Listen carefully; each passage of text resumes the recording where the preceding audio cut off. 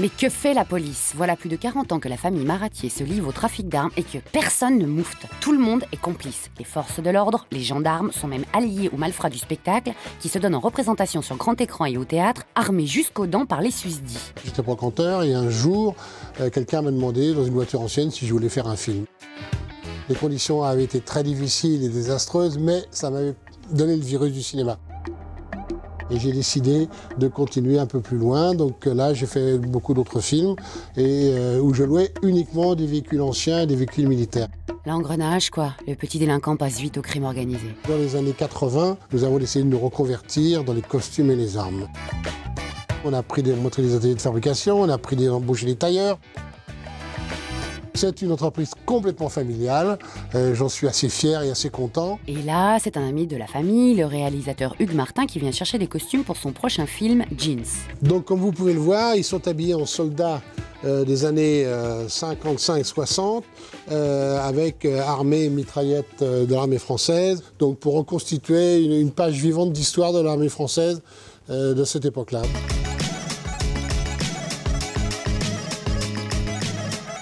Avec 40 000 costumes entreposés sur 4 000 m², on devrait pouvoir trouver un truc qui leur va, non? Voilà, faire enlever le bas alors.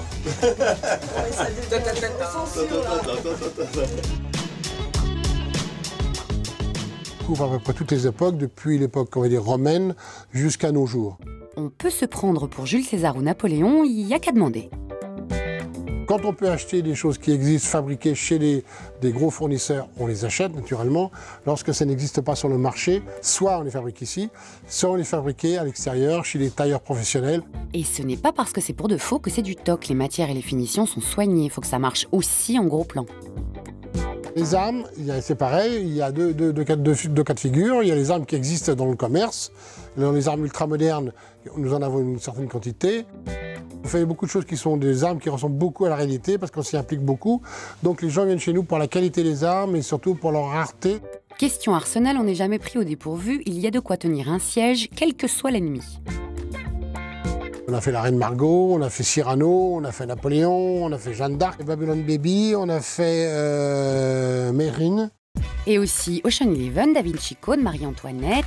Ici, vous vous trouvez dans la pièce qui est réservée en principe aux forces de l'ordre, c'est-à-dire police, gendarmerie et tous les groupes d'intervention, que ce soit les CRS, les GIGN, GIPN. On va aller vers maintenant la pièce des uniformes 19e. Après le prêt-à-porter, la haute couture. Les uniformes qui ont été fabriqués à la main, uniformes de maréchal Premier Empire, entièrement brodés à la main de fil d'or. Hein, ça, c'est un travail de titan.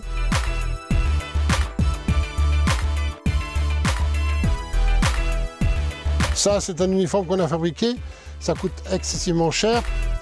Des galons en soie qui ont été fabriqués à Lyon. Et le mètre de ce galon coûte à peu près environ 250 € le mètre. Il y en a plus de 35 mètres sur l'uniforme. On ne peut pas tricher, les effets spéciaux ont leurs limites. Venez, venez, rattrapez-moi, venez vite. Là, c'est l'univers que Genet a créé. Il y en a à peu près 500. Ça a été fabriqué pour le long dimanche de fiançailles. Des costumes qui ont été patinés, travaillés, fatigués, de façon à ce que ça redonne l'ambiance de cette guerre à 13 de 14. 1914, 1515, ici on remonte le temps avec les étages. Et comme c'est fatigant, on se prend l'ascenseur. Marie-Hélène est notre couturière en titre à la maison. C'est elle, par ses mains, passe tous les boutons à recoudre, à remettre à la taille, à modifier les costumes. Elle va nous faire une création sur des bretelles pour la cuirasse de César pour Cléopâtre. Et hop, on est passé dans les années 30, avant Jésus-Christ. Alors, vous voyez, il est en train de polir le support de la cuirasse qui est en résine, sur lequel on va mettre une peau de crocodile. C'est pas du vrai croco, hein, c'est de l'imitation.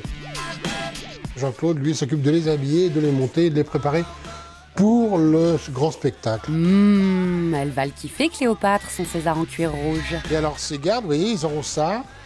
Ça, c'est le dos, et ça, ils auront le devant. Donc voilà, le garde, il va être habillé comme ça. Manque plus que les accessoires. Il y en a 15 000 ici, on prend quoi? Ah bah tiens, ça vient d'arriver, ça.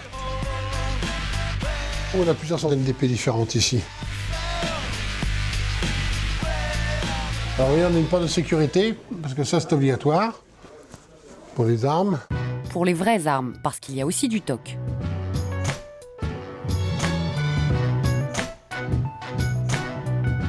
Ça, c'est un fusil Louis XIV, avec la crosse, on appelle en pied de vache. Là, il y a une espèce de serpent qui est en contreplatine, et c'est une arme à silex. Ça, c'est des copies, c'est des armes en caoutchouc. Il est bien... Hein, c'est... Oh, Il est parfait pour jouer à la guerre sans jamais se faire mal. James Bond. 007. Comme un vrai.